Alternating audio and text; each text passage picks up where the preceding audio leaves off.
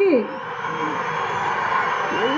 Sir ఇక్కడ మా speech ఎవరు వినరు, కేవలం మిమ్మల్ని చూస్తూ ఉండిపోయారు తప్ప మా ప్రజలు.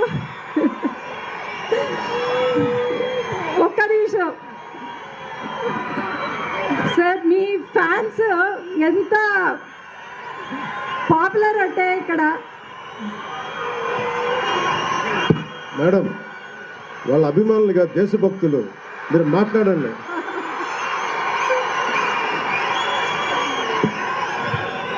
నేను ఒక కథ చెప్తా. పవన్ కళ్యాణ్ గారి ఫ్యాన్స్ నేను కూడా.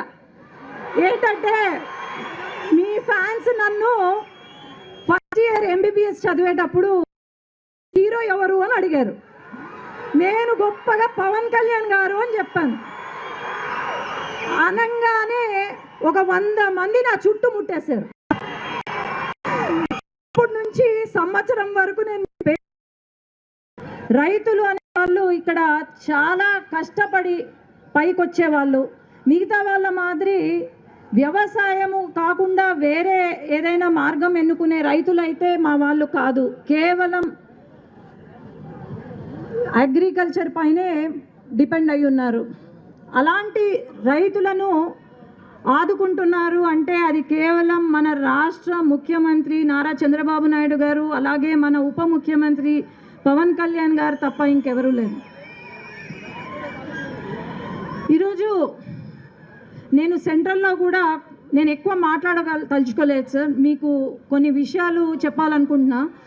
మెన్రేగా ఏదైతే ఉందో దానివల్ల మనకు వ్యవసాయంలో దొరికే కూలీలు తక్కువ అయిపోతున్నారు.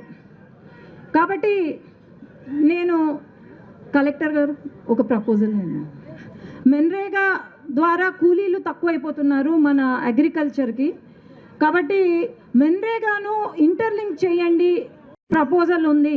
అది బ్యారేజ్ ఏదైతే ఉందో అది కనుక వస్తే మనకు 60 TMCల నీళ్లు అక్కడ ఉంటాయి. ఒక సెంటు భూమి కూడా ల్యాండ్ అక్విజిషన్ ఉండదు అని చెప్పి బ్రిడ్జ్ కమ్ బ్యారేజ్ ఒక ప్రపోజల్ పెట్టాము. ఎందుకంటే ఆ 60 TMC కనుక మనకు వచ్చిందంటే కేవలం మన నంద్యాల జోన్లో కరువు తీరదు, కానీ మొత్తం రాయలసీమ మొత్తం కరువు తీరుతుంది ఈ బ్రిడ్జ్ కమ్ బ్యారేజ్ ప్రపోజల్. ఇలాంటివి మనము ముందుకు తీసుకెళ్తే చాలా బాగుంటుంది సార్. నేను ఓన్లీ మీకు ఇది ఒకటి నేను సెంట్రల్లో పెట్టిన ప్రపోజల్స్ పెడుతున్నాను.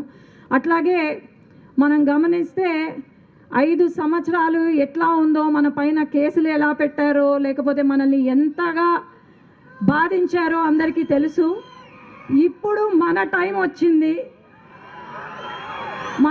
వచ్చింది కాబట్టి మనం బాగుపడి మన ఊరిని బాగు చేసుకొని, అట్లాగే మన శాసనసభ్యులు చెప్పారు కొన్నిదేనా గ్రామం ఏదైతే ఉందో అది నా సొంత మండలము, మీరు దత్తత తీసుకుంటారు అని నేను అనుకుంటూ ధన్యవాదాలు.